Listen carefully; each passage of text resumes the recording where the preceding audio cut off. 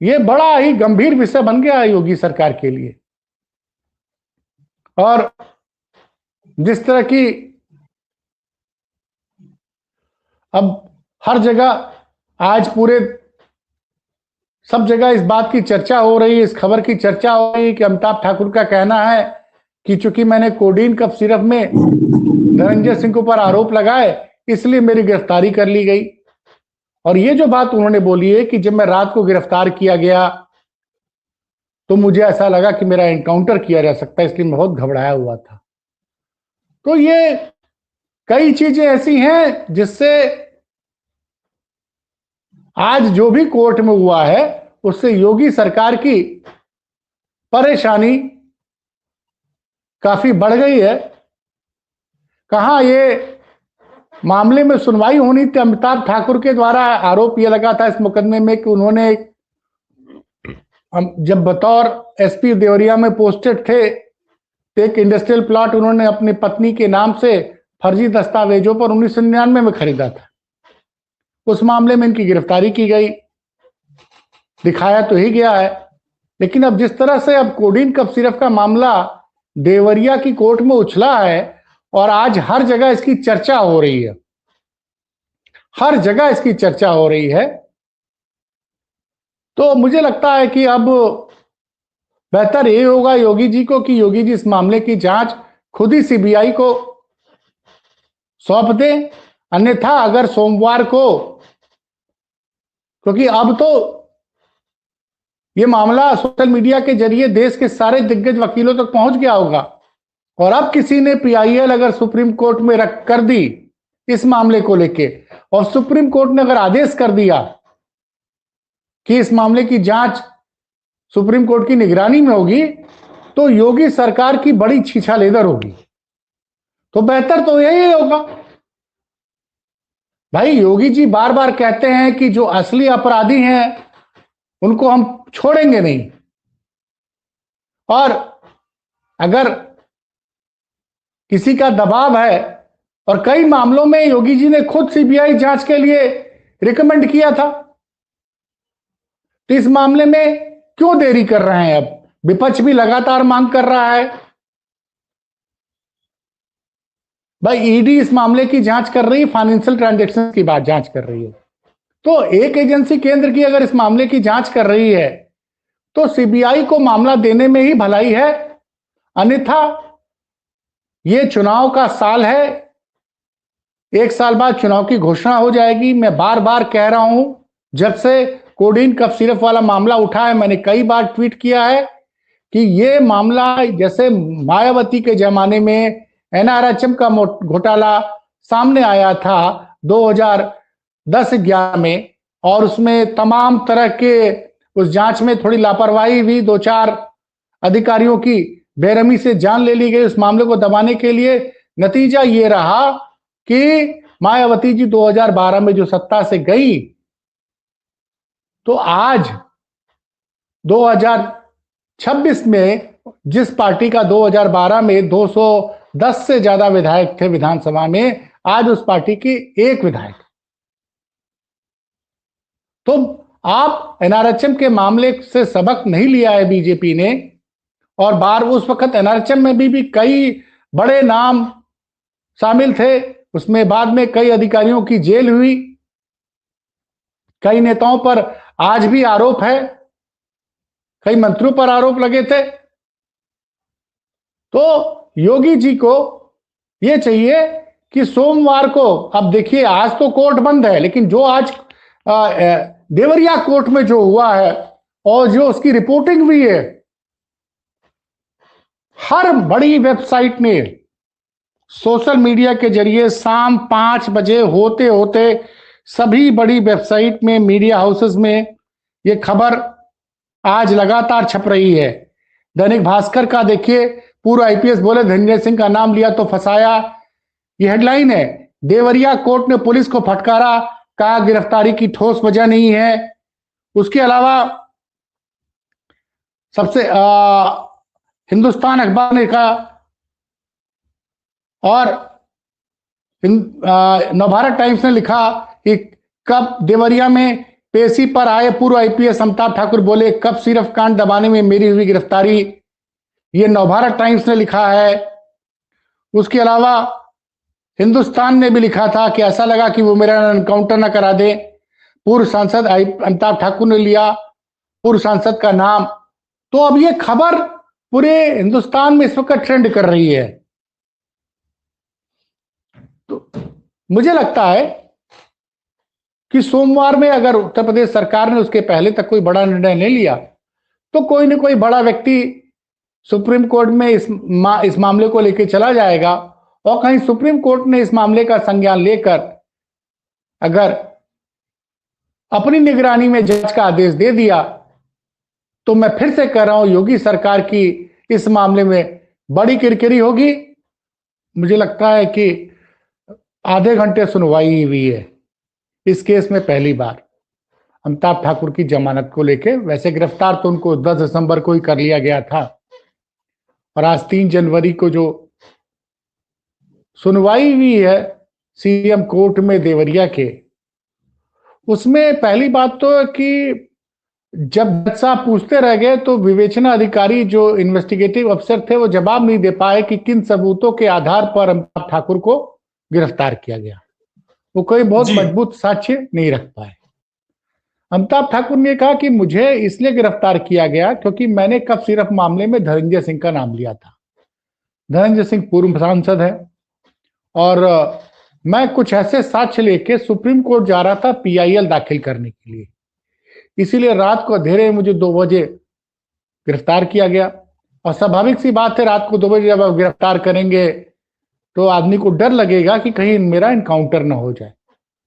और अमिताभ ठाकुर एक चीज बार बार कह रहे हैं कि मेरी गिरफ्तारी के समय की जो सीसीटीवी फुटेज है, सीडीआर है, उसको मुझे सौंपा जाए, उसको कोर्ट के सामने पेश किया जाए, और पुलिस प्रशासन इस चीज से बचना चाह रही है।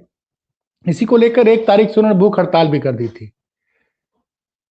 तो आज जो है उनका आमरण अनशन था, कोर्ट ने कहा कि आप निश्चिंत रहिए, हम आप पे भरोसा करिए, और कोर्ट के आदेश पर उन्होंने अपना आमरण अनशन आज फिलहाल तोड़ दिया है, और 15 जनवरी तक का समय उन्होंने दिया है। अब आते हैं कि भाई ऐसे उनका जो देखिए 2-3 बातें वो कह रहे हैं। देखिए आपको एक एक चीज को जोड़ना पड़ेगा। आरोप लगाया उन्होंने धनंजय सिंह के ऊपर, आरोप उन्होंने लगाया मुख्यमंत्री के काफी करीबी होने का दावा करने वाले। देखिए मुझे नहीं पता कि योगी आदित्यनाथ अमरीश सिंह भोला को कितना मानते हैं, लेकिन अमरीश सिंह भोला और उनके समर्थकों का मानना है कि वो योगी आदित्यनाथ के बड़े करीबी, उन पे भी गंभीर आरोप लगाए, और धनंजय सिंह पे काफी कुछ बोल रहे थे। और 3 महीने पहले जिस 25 साल पुराना मामला जिस केस में उनको गिरफ्तार किया गया, उसमें 3 महीने पहले एफआईआर दर्ज की गई। तो जो पूरी कहानी है उसमें पुलिस जब आयु आज साबित नहीं कर पाया कि किन कह रहे थे आपके पास ऐसे सबूत हैं जिनके सबूतों के आधार पर आप गिरफ्तार कर सके। खैर अब 6 जनवरी को सुनवाई होगी, लेकिन जो बार बार कह रहे हैं उसको समझना पड़ेगा। और मुझे लगता है कि आज जो एक देखिए राज कपूर जी, समझना पड़ेगा आपको इस चीज को कि अमिताभ ठाकुर आईपीएस थे, अभी 2 साल पहले उनको जबरिया रिटायर किया गया, आईजी के पद पर थे, 1992 बैच के आईपीएस हैं। और हमारे इंटरव्यू में शायद उन्होंने कहा था कि हमारी कॉल रिकॉर्डिंग पर रखी जा रही है। याद करिए जो अंतिम इंटरव्यू हमने 9 तारीख की रात को किया था, तो उसमें जो बोल रहे थे, क्योंकि वो आईपीएस रहे हैं सिस्टम 1992 से उत्तर प्रदेश पुलिस में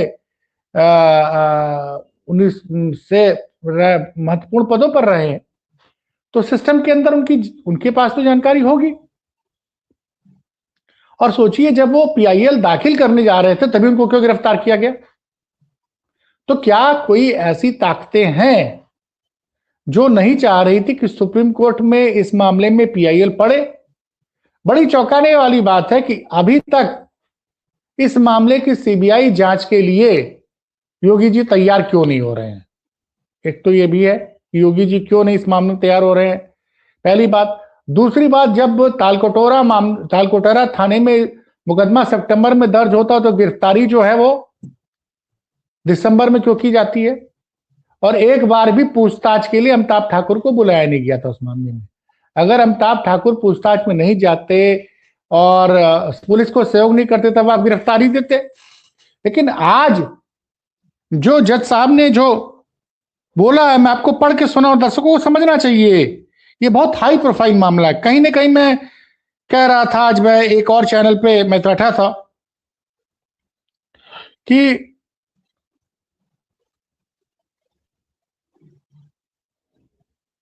इस मामले में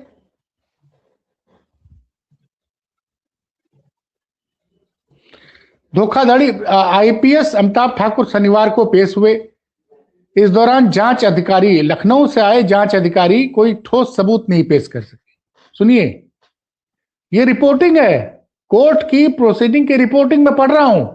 इस दौरान लखनऊ से आए जांच अधिकारी आयोग कोई ठोस सबूत नहीं पेश कर सके।